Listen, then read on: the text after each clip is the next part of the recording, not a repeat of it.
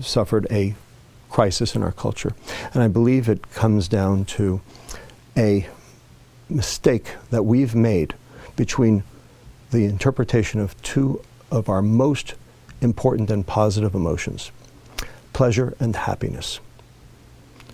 A lot of people equate the two, but I'm here to tell you that they are completely different. A lot of people think they're exactly the same. In fact, on the internet, you can find definitions that actually conflate and confuse the two. So what are the differences between pleasure and happiness? And I believe there are 7. Pleasure is short-lived, happiness is long-lived. Pleasure is visceral, happiness is ethereal.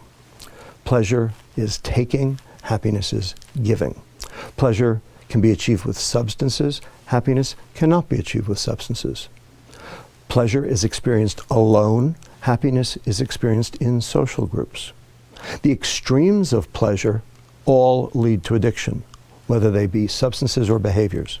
Yet there's no such thing as being addicted to too much happiness. And finally, number 7, most important, pleasure is dopamine and happiness is serotonin. Now, these are 2 biochemicals, these are 2 neurotransmitters, these are 2 chemicals that the brain makes and uses to communicate between one neuron, brain cell, and another. Now, why do we care? So what? Well, turns out dopamine excites the next neuron. And neurons, when they're excited too much, too frequently, tend to die. So the neuron has a defense mechanism against that.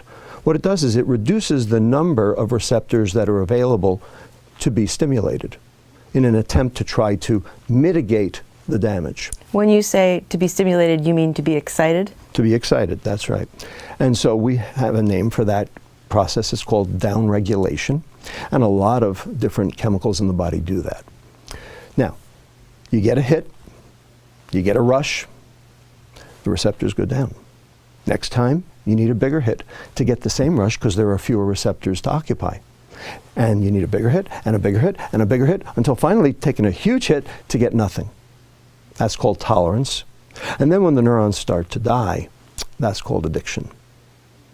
Serotonin, however, is inhibitory.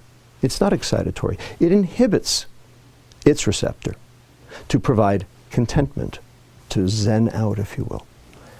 So you can't overdose the serotonin neuron. And what does it mean to inhibit a receptor? What it means is it binds, but it doesn't activate the process beyond the receptor.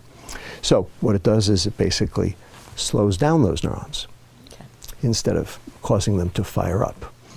And so in doing so, you end up with the process of contentment, that feeling of one with the world, if you will, that thing we call happiness. Now, there's one thing that downregulates serotonin, dopamine. So the more pleasure you seek, the more unhappy you get. And Las Vegas, Madison Avenue, Wall Street, Silicon Valley, and Washington, D.C.